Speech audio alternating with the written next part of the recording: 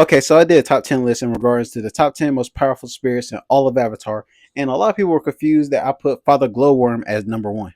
And in all honesty, they was more confused on who Father Glowworm is. Let me tell you a couple of his feats. He is also one of those other spirits that fought Kuruk and cursed Kuruk for simply knowing his name. One of his main abilities that he do is he create tunnels and rifts in order to get to the physical or the spirit world. And he can hop in between casually and freely. And he craves and feasts on human blood.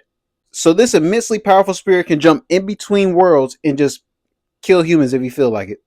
And that's just the first two feats, mind you. And people wanted me to put other spirits over him that can't even cross into the mortal world on their own. They need a portal to be open. He can just jump in between worlds if he feel like it, and can cause absolute chaos and curse you if you happen to know his name. Oh yeah, during his fight with Kuruk, he kind of broke reality a little bit.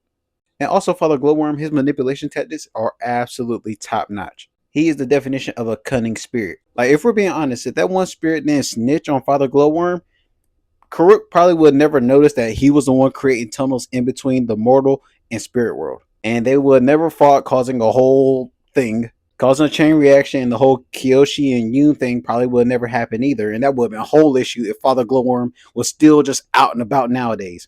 But he's an incredibly ancient spirit that's older than Koh and almost everybody else. After his world-shattering fight with Karuk, he was weakened. And then years later, after his fight with Yoon, he was almost defeated and then made a deal with Yoon, which in turn Yoon consumed Father Glowworm. Yes, I said consumed. Him, powered by a weakened Father Glowworm, had enough strength to rival Kyoshi, a full-fledged avatar, mind you. Or the core stands might say Prime Raava. Powered by Father Glowworm, he beat Kyoshi's team. And then Kyoshi freezes his lungs and then, But Father Glowworm is number one. Coming in at number 2 for the top 10 most powerful spirits, easily the mother of all faces. And as y'all can tell from the size difference, that's freaking terrifying if you happen to be walking in the woods and see that standing in the distance. So she is one of the most powerful ancient spirits, and she gives faces to living organisms. But this definition doesn't really sell it that good. And when I mean ancient, I mean up there with Father Glowworm. And by the way, for some of y'all that don't know, she is the mother of Koh the Face Stealer. And I want y'all to understand her name. The mother of faces. It's not just like a face. No, identity. She can give and take away or switch anyone's identity, whether it's their memories or anything, all of the above.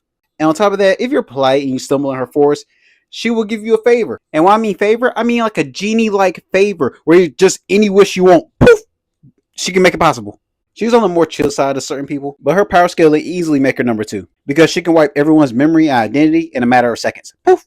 Coming in at number 3 is Koh the Face Stealer, who has the incredible ability of stealing your face, in which his ability is the complete opposite of the Mother of Faces. He will strip you of your identity immediately as soon as he notices a particular mannerism or twitch of emotion or fear. He's truly a very cunning spirit based off of his knowledge of all these past events or all these past battles and a whole lot of hidden secrets that a lot of other spirits don't know, except for the incredibly ancient ones like Koh, Father Glowworm, or the Mother of All Faces. Also, not to mention his countless battles that he had with multiple avatars, which he clearly holds a grudge against. Welcome. Most humans wouldn't be able to come near, much less battle Koh, especially have a fight that's so memorable that he remember it for hundreds of years. And a lot of spirits, especially the ones that know where Koh the Face Stealer lives, know not to go near him. So yes, he's number 3. And number 4 in the top 10 most powerful spirits in all of Avatar, I put Tui and La. And I know some of y'all are looking at me crazy. And I know someone in the comments going to be like, what about Raava and Vaatu? Let's stop it right there. Clearly, these guys are more powerful than Vaatu and Raava.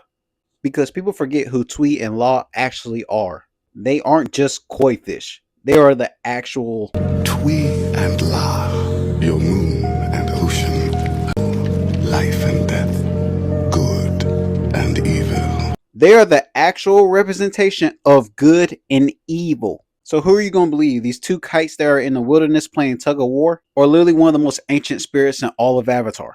We got a good comparison because when Raava went down, what happened? Vaatu became stronger, corrupted a couple of other spirits, and merged with somebody else to become a giant kaiju. That kind of didn't do much. What happened when Tui died? The moon went away and all waterbenders on Earth lost their bending.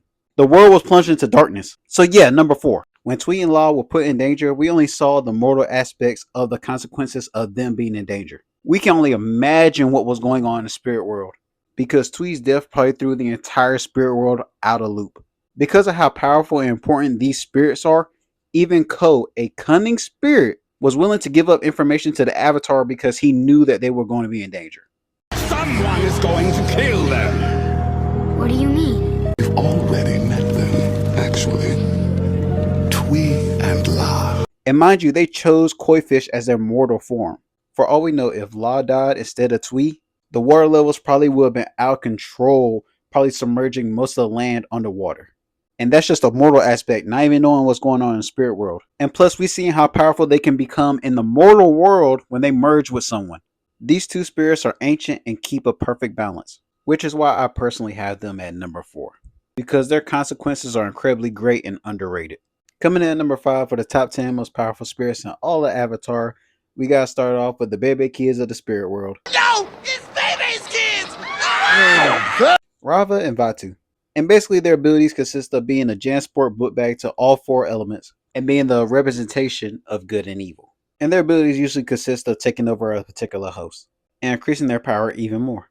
Or in Raava's case, not only increasing her power, but using the past avatar's powers in order to boost her power even more. Designed to empower you with the skills and knowledge of all the past avatars, focusing their energy through your body. Basically being the power outlet with endless plugs. Well, after the incident, only have one plug now. But all jokes aside, Raava and Vaatu are extremely powerful, and their influence on multiple spirits is something that cannot be overlooked. And their power and impact on the mortal and spirit world is something that we cannot sneeze at. Coming in at 6 is General Old Iron with how powerful he is, and of course his ability to manipulate iron and metal. And he is extremely powerful, especially going against 2 avatars, aka 2 air nomads, in Yang Chen and Avatar Aang. He is a very skilled combatant, and the only reason that he's even going on this rampage is because of somebody, Lady Tian. Hold up. Lady Tian Hai. By the way, this ain't where I get my information. I just get it straight from the books. And one of these days, I gotta show y'all my Avatar book collection. Basically, bro is a giant spirit crash out that don't like humans, and the avatars are typically always the ones that go to him and calm him down and say, yo, we cool. Humans, we are cool. And if we're being honest, we should be thankful that it was Aang and Avatar Yang Chen that stepped to him. Could you imagine if Korra had to talk to him? I spit in the face of people who don't want to be cool. I just realized that might be too old for some of y'all to get. But he's number 6. Coming in at number 7 is Hei Bai. Seeing a creature towering over you at this size is probably the most terrifying thing Aang has probably ever seen. Before meeting Koh and all the other ones, of course. Hei Bai is incredibly strong, of course, and apparently bending doesn't really affect him that strongly. As a matter of fact, a lot of attacks really don't affect Hei Bai that much. He's incredibly fast. I wanna fight him unless I... And he's also extremely quiet. I wanna fight him unless I... But because he's only a spirit that cares only about his force and is very limited to his force, dropped him down a little bit lower on the list. But then again, him being able to go in and out of the spirit world whenever he please is an absolutely underrated skill that he's able to do. But nonetheless, Hei Bai really just be doing his own thing and only cares about one thing only. So that's why I simply dropped him down on the list just slightly. So he's just going to be number 7. But granted though, he still is powerful and could beat a lot of other spirits. Coming in at number 8 is the spirit Wan Shi Tong, he who knows 10,000 things. Granted, when everybody was younger and they first heard that nickname for the first time, they thought it was cool, but when you really think about it, we easily know more than 10,000 things. But it's just a nickname, but he's very intelligent, very knowledgeable, understand different bending styles of different elements, and is very extremely protective of his library and the knowledge that he keeps. Which, in all honesty, when I keep looking back at Korra, I'm surprised that Wan Shi Tong didn't lash out at the first human that entered his library again. Especially a human that wore the same exact outfit as the last humans that abused your library, aka Aang and Janor. But then again, whatever, they treated Wan Shi Tong like he was a freaking idiot. But back to how powerful he is, he's a giant bird with incredibly powerful wings, and also incredibly fast as well. But he strictly resides in his library and has a simple rule of just respect his knowledge. So I simply put him at number 8. So coming in at number 9, I'm going to have to put the Painted Lady. And a lot of people assume that her abilities is just healing. I highly doubt it because she's like just a simple like river spirit. So this is based off of pure assumptions that her abilities is primarily water based and that she do way more than healing. And at number 10, I'm going with Hundun, and that's simply because he's tossing. Because where he stays at is the spirit world, but originally he lived on Earth as a human. So this was primarily a list of just spirits that was just spirits, never humans, just spirits from scratch. So he kind of just gets tossing. And some of y'all are probably wondering why I left off lion turtles in this whole entire list. And that's because they are honestly an anomaly. Like, they are incredibly confusing. They exist outside of space and time. And they're the definition of I'm staying out of everybody else's business, but I'm also in everybody else's business. And to be honest, it would be so confusing to actually rank them. So I'll just put them as an honorable mention. So sadly, that's why lion turtles got left off. Hello, Zuko here. And if you like that video, make sure you like, comment, and subscribe. And also let me know what you think the next video should be based off of. Because like I say at the end of all my videos, I read every comment and I make sure that y'all are heard. Because I'm trying to get to 50K by the end of the year, I would love to have your support and hear more about your ideas. I hope you're able to apply these words in your everyday life. And Lily, thanks for watching. Oh, and a reminder, drink water. Perfection and power are overrated. I think you are very wise to choose happiness and love